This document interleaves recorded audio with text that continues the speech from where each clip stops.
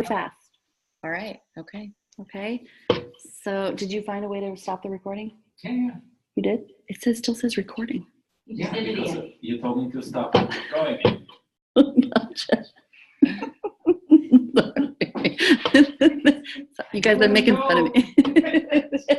Since when do you do what you're told? Okay, Brooke, we are ready for you to go ahead. Okay. So this is my capstone. My theme was teaching diverse learners.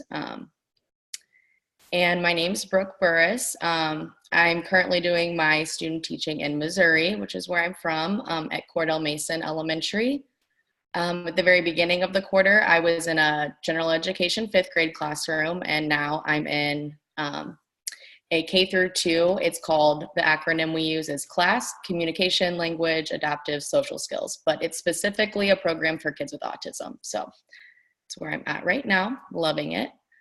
So my overview, I'm going to start with my competency statement and then talk about my guiding questions. I have 3 pieces of evidence that I will connect with my competency statement.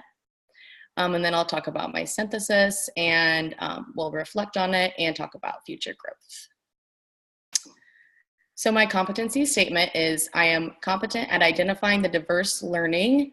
Sorry, I'm going to go ahead and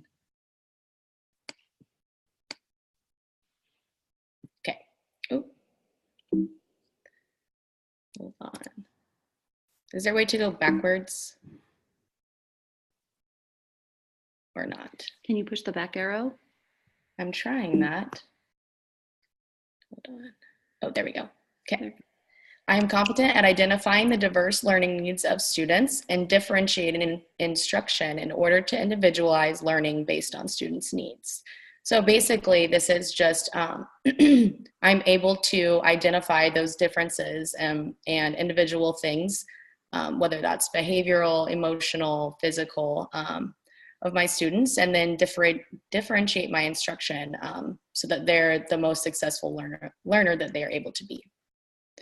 So some of my guiding questions that go along with that are, how can I meet the diverse academic needs of every student? So that's going to be the content, the learning, that side of things. How can I meet the emotional and behavioral needs of each student, which is one of the most important things that you need to do as a teacher before you even move on to the teaching side of things. And then how can I address the various physical needs of each student? As a special education teacher, that's super important. As well as for a general education teacher, but that's one specifically that I'll touch on. And then generally, what knowledge, skills, and strategies should I use to reach all learners? So my first piece of evidence is in a general education classroom with a student that had some behavior problems. I kind of helped revamp the calm down corner, so it's not a timeout or a safe seat.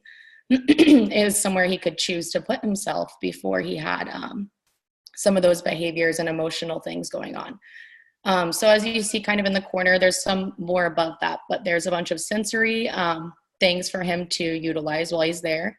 And then I have a couple visuals that say calm down area, and then they also have visuals for how are you feeling today, that one in the corner, as well as 2 social stories. And they kind of talk about calming down, how to use the calm down corner.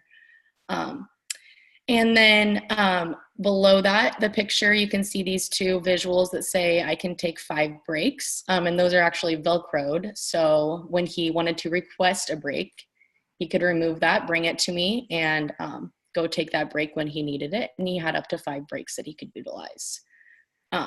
So this was just super important, and it connects with my competency statement because that's a need that student had, and it was kind of a behavior, emotional need in order for him to be successful in the classroom. So my second piece of evidence is independent work task drawers that I did with in my SPED practicum. This was for independent work time, and I actually just added the manipulatives to it. And so each student during this time has 3 tasks that are differentiated for their specific academic level. And then you see those 3 manipulatives. So the first one, you take off that first manipulative and they're color coded, put it on your desk and you start working on that first one. I'm just gonna scroll forward real quick to show you some of these. This one over here on the left is going to be one-to-one correspondence. So that for this student, he also needed those visual cues. So that was included in his task box. And then this one on the right is an example of another math task box, a little higher level, but it also has those clothespins as you see. So we kind of incorporated those motor skills. So identifying those physical needs of that student and how he can be the most successful in the classroom.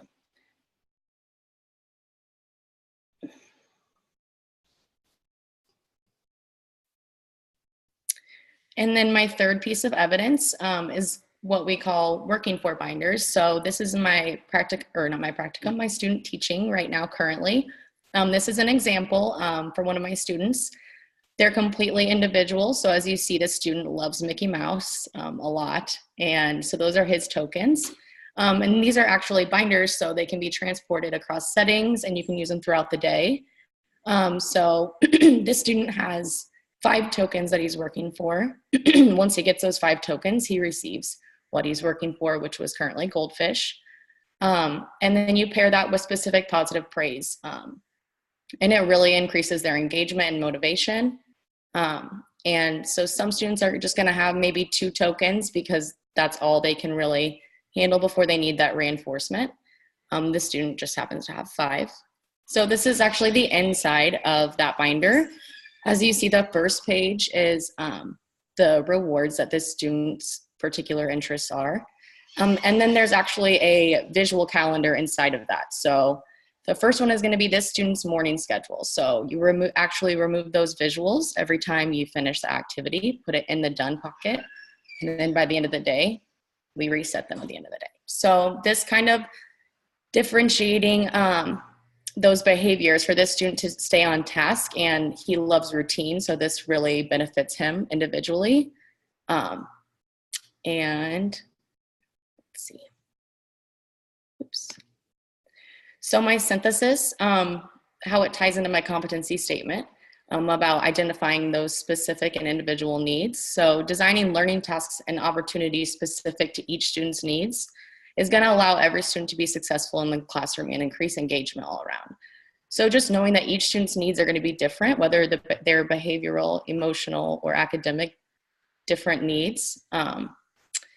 And then connecting with and getting to know every student is so important because like I said, that student, I know he loves Mickey Mouse. I know what's gonna be rewarding to him and motivating to him and be successful in the classroom. So you really need to connect with your students so you understand what's even gonna motivate them in the first place and then how to maximize their engagement so they're a successful learner. And then adapting the environment. So kind of that example of the calm down corner. So adapting the environment to students' behavioral, physical, and emotional needs is pivotal in each student's ability to learn and be successful in the classroom.